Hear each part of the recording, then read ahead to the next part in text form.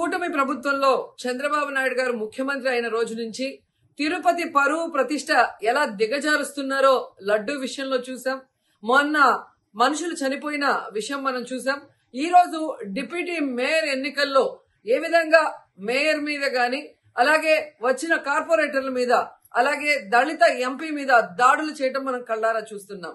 ఒకవైపు వైఎస్ఆర్సీపీ నాయకులు మాకు అవసరం లేదంటూనే చంద్రబాబు నాయుడు లోకేష్, మరోవైపు తమ నాయకులతో ఏ విధంగా కార్పొరేట్ల మీద బస్సు మీద అలాగే మేయర్ మీద ఎంపీ గారి మీద దాడి చేశారు, రాళ్లతో కొట్టారు, బూతులు తిట్టారు, కొంతమందిని కిడ్నాప్ చేసి తీసుకెళ్లడం మనం కళ్ళారా చూస్తున్నాం.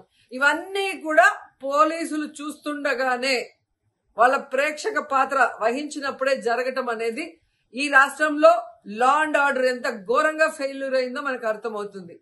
అండ్ పవన్ కళ్యాణ్ గారు మీ ఎమ్మెల్యే, జనసేన ఎమ్మెల్యే తిరుపతిలో ఎంత దిగజారిపోయి ఈ రోజు కార్పొరేటర్ని కిడ్నాప్ చేస్తున్నారో ఒకసారి గమనించండి. నిజంగా మీరు చెప్పుకున్నట్టు చంద్రబాబు నాయుడు, లోకేష్, పవన్ కళ్యాణ్ మాకు 93% సీట్స్ వచ్చినాయి మొన్న ఎమ్మెల్యే ఎంపీ ఎలక్షన్ లో అన్నారు. మీది ఈవీఎం గెలుపు అని అందరూ కూడా అనుకున్నారు. అదే నిజం అనేది ఇక్కడ మళ్ళీ ప్రూవ్ అయింది. ఎందుకంటే నిజంగా ప్రజల ఓట్లతో మీరు 93% సీట్లు సంపాదించుంటే ఈ రోజు ఒక డిప్యూటీ మేయర్ పోస్ట్ కి ఇంత రాద్ధాంతం చేసి ఈ విధంగా రౌడీజం, గుండాయిజం చేసి కిడ్నాప్ చేయాల్సిన అవసరం ఉందా అని నేను అడుగుతున్నా.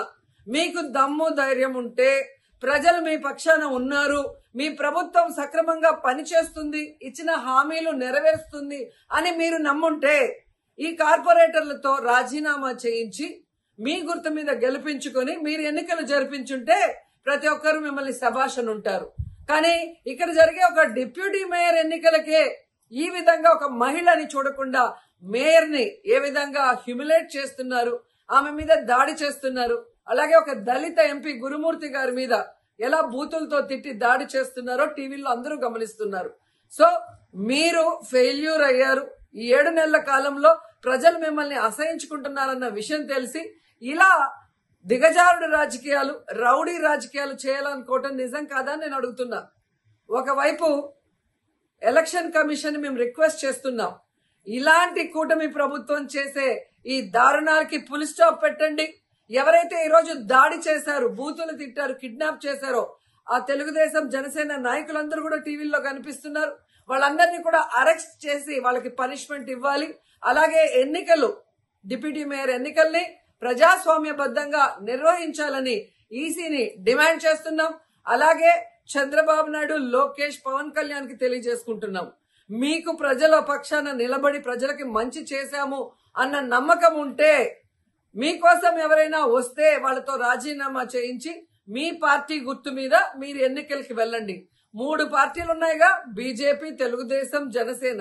మరి మీకు ప్రజలు ఓట్లేస్తారన్న నమ్మకం లేదా? లేదా ప్రజాబద్ధంగా గెలిచిన కార్పొరేటర్లతో మీరు రిజైన్ చేయిస్తే వాళ్ళు గెలుస్తారన్న నమ్మకం లేదా అని ప్రశ్నిస్తున్నాను. సో ఒకసారి తిరుపతికి అమిత్ షా వచ్చినప్పుడు ఎలా బ్లాక్ ఫ్లాగ్స్ ఊపటం అలాగే రాళ్లు వేయటం అనేది మనం గమనించాం. వాళ్ళు మర్చిపోయి ఉండొచ్చేమో గాని ఈ రోజు రాష్ట్రం అంతా కూడా చంద్రబాబు నాయుడు తిరుపతికి ఎవరొచ్చినా, తిరుపతిలో ఏం జరిగినా ఏ విధంగా దిగజారుడు రాజకీయాలు చేస్తూ తిరుపతి పరువు ప్రతిష్ట మరి దిగజారుస్తున్నారో అందరూ గమనించి వాళ్ళకి బుద్ధి చెప్పాలని కూడా ప్రజల్ని కోరుకుంటున్నాను.